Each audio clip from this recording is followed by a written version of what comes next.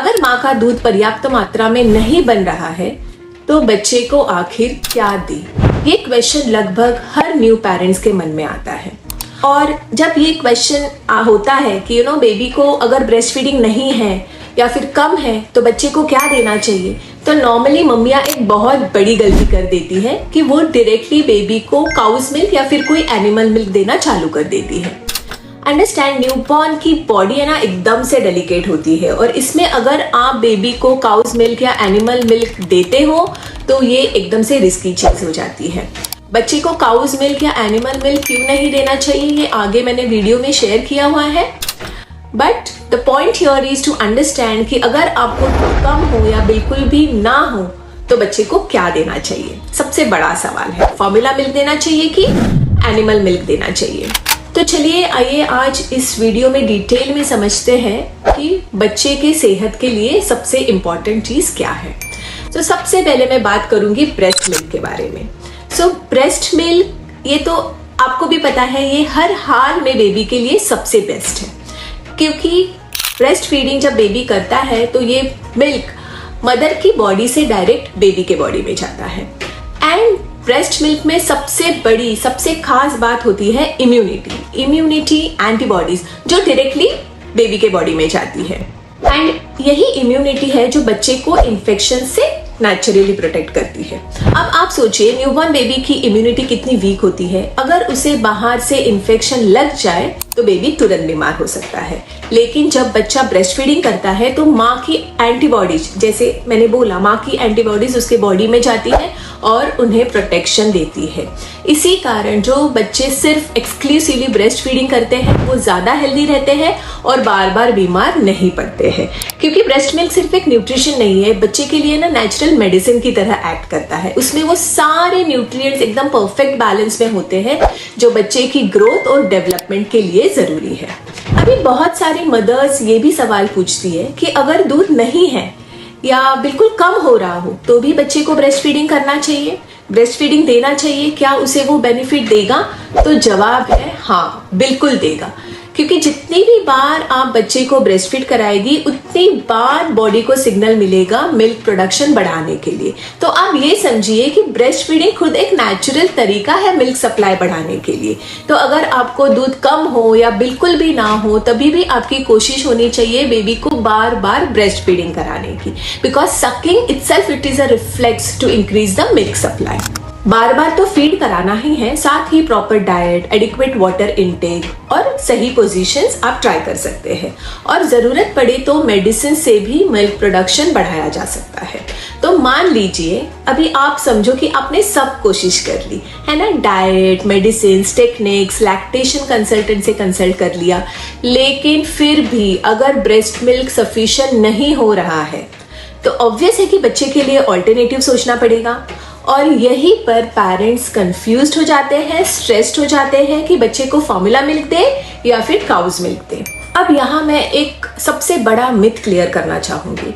बहुत सारे पेरेंट्स को लगता है कि formula milk and cow's milk में ज्यादा फर्क नहीं है, क्योंकि फॉर्मूला भी तो काउज मिल्क से ही बनता है। लेकिन रियलिटी क्या है कि फॉर्मूला और काउज मिल्क में जमीन आसमान का फर्क है। काउज मिल्क या बफेलो मिल्क न्यूबॉर्न्स के लिए बिल्कुल भी रिकमेंडेड नहीं है, at least up to 1 year of age. क्यों? क्योंकि काउज मिल्क में प्रोटीन बहुत ज्यादा होता है जो बच्चा डाइजेस्ट ही नहीं कर सकता है। And if you give cow's milk, what are the consequences? Baby को क्या प्रॉब्लम होती है? कॉन्स्टिपेशन, कॉलिक पेन, गैस और कभी कभी ब्लड भी दिखाई देता है स्टूल्स में। इसके अलावा काउज मिल्क में आयरन और विटामिन सी बहुत कम होता है। इसका मतलब बच्चा जल्दी अनीमिया का शिकार हो सकता है। अनीमिया मतलब बॉडी का खून कम हो जाता है, हीमोग्लोबिन कम हो जाता है। और एक बहुत बड़ा रिस्क है, काउज मिल्क में ना सोडियम बहुत हाई होता है। अब सोचिए इतनी छोटी सी किडनीज और इतना हाई सोडियम लोड को बेबी कैसे हैंडल करेगा।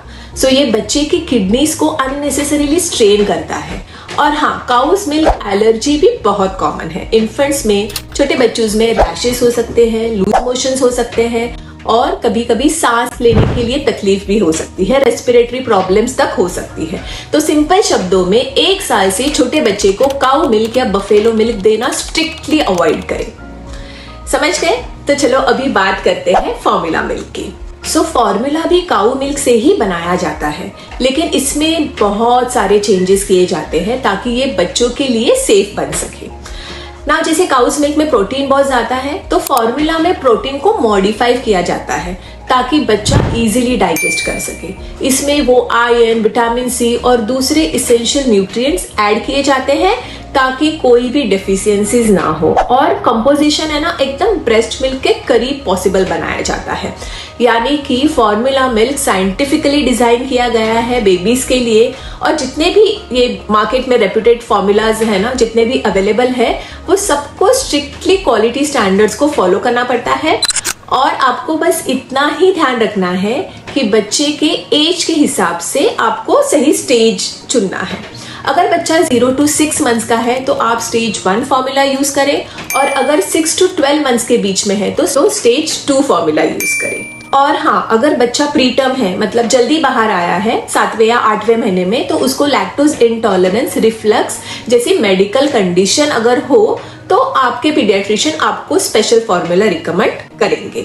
और सिंपल लैंग्वेज में बोलूं तो अगर माँ का दूध अवेलेबल नहीं है तो सबसे बेस्ट ऑल्टरनेटिव है फॉर्मूला मिल्क। एनिमल मिल्क का ऑप्शन 1 साल से पहले बिल्कुल भी कंसीडर मत कीजिए। नाउ अब सवाल है कि काऊ मिल्क कब देना शुरू करें। तो जैसे ही बच्चा 1 साल का हो जाता है तब तक उसके इंटेस्टाइन और किडनीज मैच्योर हो जाती है, तब आप काउज मिल्क इंट्रोड्यूस कर सकते हो। चाहे प्लेन फॉर्म में दे सकते हो या फिर अलग अलग रेसिपीज में ऐड करके दे सकते हो, जैसे खीर, दलिया, custard, milk shake.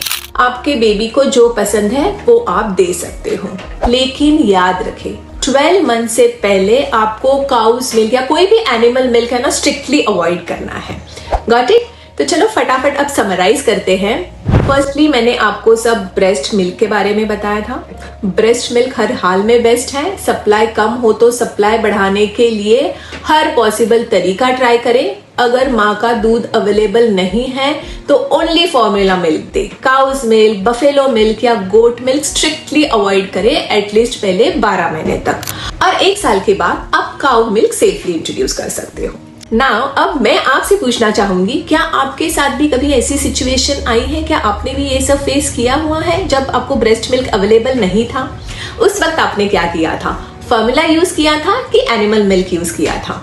Comment box में जरूर शेयर करें, क्योंकि आपकी स्टोरी कई और न्यू मॉम्स के लिए काम आ सकती है। और अगर आपको ये वीडियो हेल्पफुल लगी हो तो आप इसे लाइक जरूर करें, अपने फ्रेंड्स, फैमिली के साथ शेयर जरूर करें ताकि वो भी सही जानकारी पा सके, और चैनल को सब्सक्राइब जरूर करें, क्योंकि यहाँ आपको हमेशा साइंटिफिकली करेक्ट और प्रैक्टिकली यूजफुल पेरेंटिंग गाइडेंस मिलेगी। Thank you so much for watching. मिलते हैं नेक्स्ट वीडियो में।